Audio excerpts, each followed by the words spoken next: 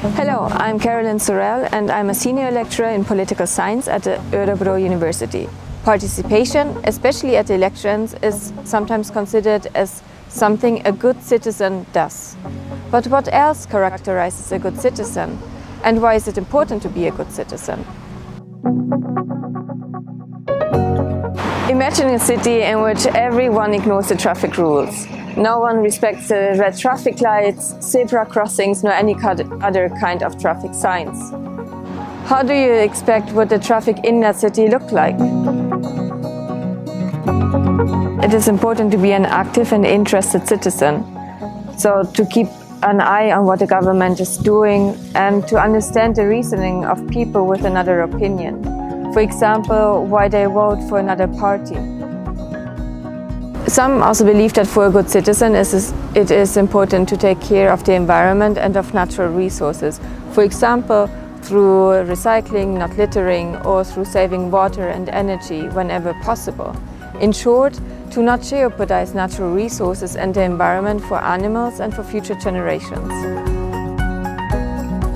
In research, however, there are two different camps with different opinions on the extent to which a good citizen is active and participates in political matters. The first camp thinks that for a good citizen it's enough to fulfill certain duties like voting and being informed. The second camp, however, has a more comprehensive conception. In their opinion, the good citizen is someone who actively participates in politics in different ways and who is involved in the steering and management of the community. Beyond voting, there are many other ways in which people can participate in politics and raise their political views. For example, they can participate in demonstrations or contact public officials to let them know with what they are unhappy. People of the second camp believe that a good citizen does these activities. They argue that participation is very important because, first, democracy builds on the notion that people rule themselves. But if no one is willing to take over the task of ruling, who would design laws and manage the communal affairs?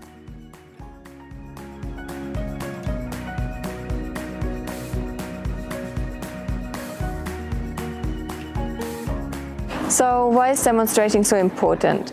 Because political engagements help communicate to the government what people want.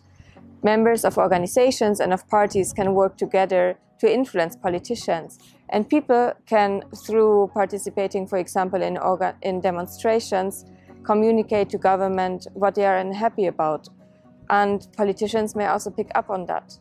Different activities help to communicate to decision makers what people want, what needs to be changed, and in what direction. And this also connects to a third point. If only certain people, for example the rich ones, participate in politics, politicians might get a skewed idea of what moves the people. As a result, they might also implement laws that only favor those few that participate. And this might cause or increase injustice and inequalities in society. To conclude, having a shared conception of what a good citizen is helps ensuring that everyone is on the same page. It motivates you, me, and everyone around us to follow certain principles and to both being able to rule and to being ruled. Hence, by knowing and following the principles of good citizenship, also you contribute to a high-quality democracy. And thus, just like in a traffic example, to a smooth, pleasant and well-functioning society.